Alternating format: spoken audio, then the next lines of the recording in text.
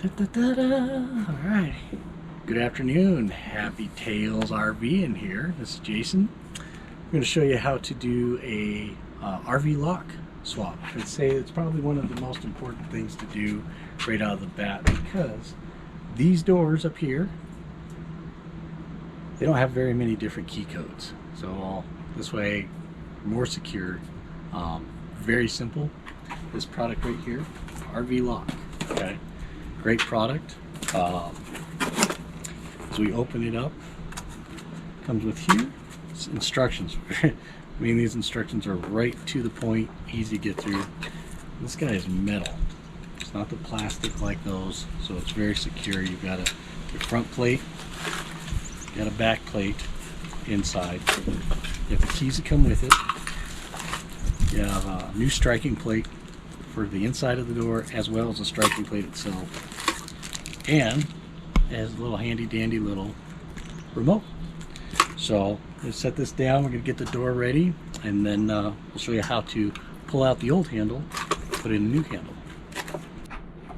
Okay, so in instructions it says to lock the door in the open position, but since you have a ladder right here, I'm just going to use the stairs. I'm going to bring it to me, and then got these 4 screws right here. We're going to take those screws out, and then we are going to separate the panel right off. Just use a number 2 screwdriver. You could use a drill, but we're going to go old school and just use a screwdriver.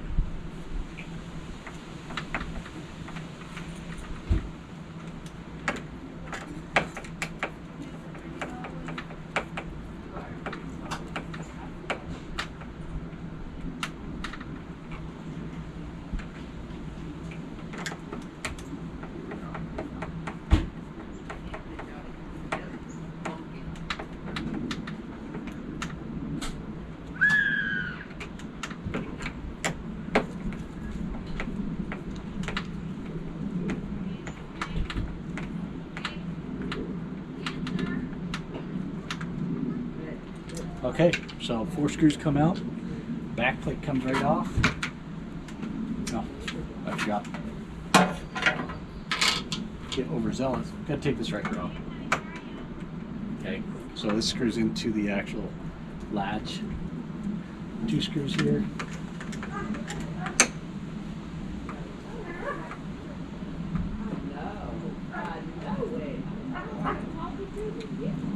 All right. Pull the plate off, and then this just kind of pops off and out. Simple. So here we have everything laid out.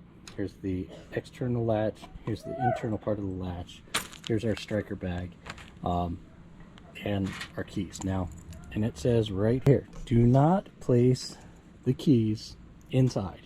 Reason being, if you happen to have this locked and you go to shut the door and you locked it, guess what? You gotta have a little bit of issue there. So leave these out until you're completely done. Okay?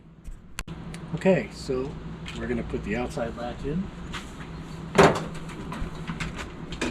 You might have to maneuver it around a little bit because it is a little tight.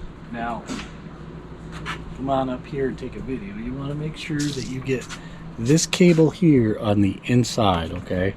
So, like I said, it is a little tight, but I found that if you kind of hold it with your index finger of your other hand and kind of work this around, then it can be right here on the inside. Now next, before you put on the back plate, they recommend that you put the striker plate on first before. So, I'm going to put the striker plate in here.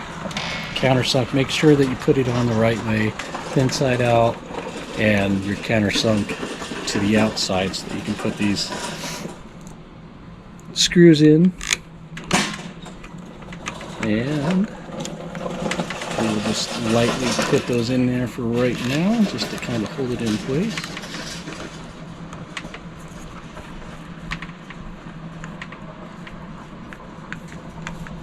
Alrighty. So now what we're going to do is we're going to grab the back plate, and we're going to make sure that everything is tight to it here. We're going to plug the back plate in. Okay, so now we're going to plug in the back plate into here, we should have a long audible tone. Yep, there we go. Showing that we are indeed connected. Alright. Now, you're going to have to turn around your lock a little bit to match into the lock. This is your deadbolt lock. And we're going to have to make sure that we don't pinch any wires here. Basically, we're just going to fold this ribbon cable up on itself a few times.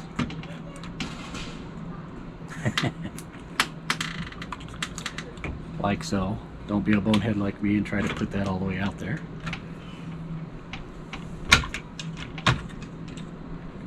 Okay, so we are latched into our deadbolt. You see the deadbolt activating. Okay, we are going to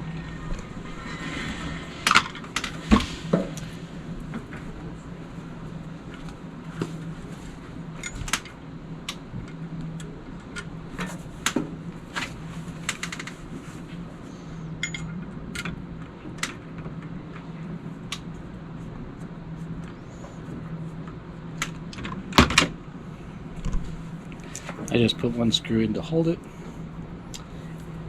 And I'm going to put this other screw in caddy corner. Also, again, going to make sure that our deadbolt is latched in so that we can activate it, which it is.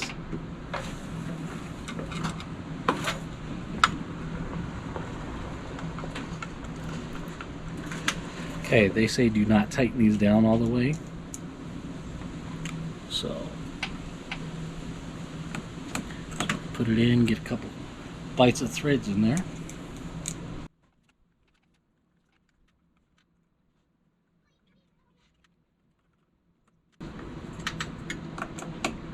Okay, so as you can see, we're still loose. Deadbolt's working good. Okay, so now you can see that we have to do a little bit of adjustment. As you can see that it's still tight in there, so that's why they don't want it tight. So we got something that's binding up.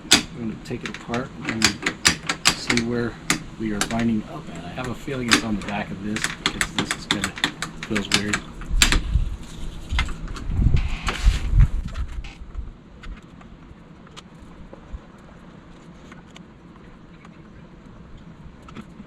Because this should be flat and it's sticking pretty far out. So I imagine that I'm on the back side of the cam. Not a big deal. That's why we didn't crank everything down. So again, make sure we're in with the deadbolt.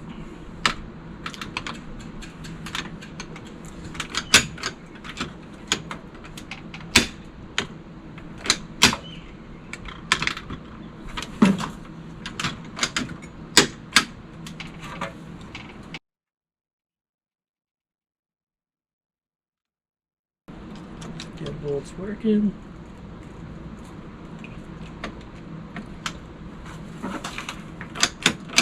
Okay. And that's what happened. I was on the wrong side of the cam on the lock, so it would open on one side, not the other. It's a learning experience for everybody, right?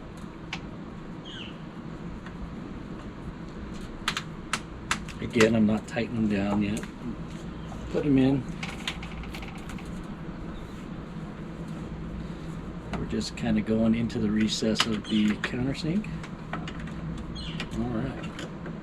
So, got that working, deadbolt's working. Now I will bring the striker plate in. We're going to tighten down the striker plate here.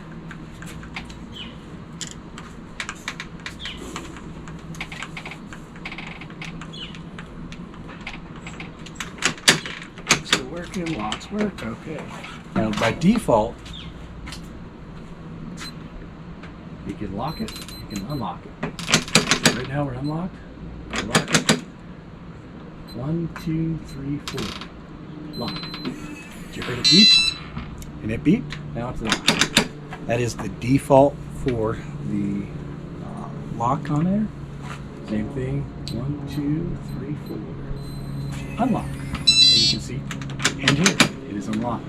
Now, to change it, Yeah. Little keypad right here. You have your code reset and your fob e-learn, and that's what this switch is for. You can choose to or not to use the key fob that comes with it. You can turn it on, and then you can hit your fob learn with your key fobs, and then it'll be keyed to it. Right now, we're just going to say no for right now. We're going to go through. We're going to finish tightening it down, and we're going to test the lock as it's all completely installed.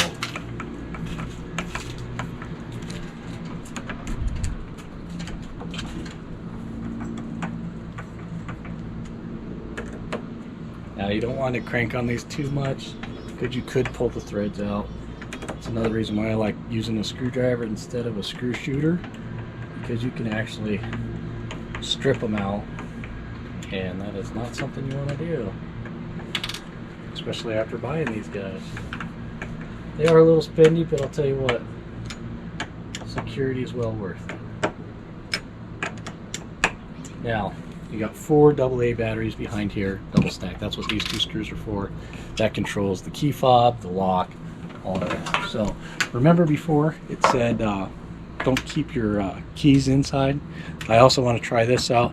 I'm going to have Beth go inside, just on the off chance that it doesn't work. She can open the door for us.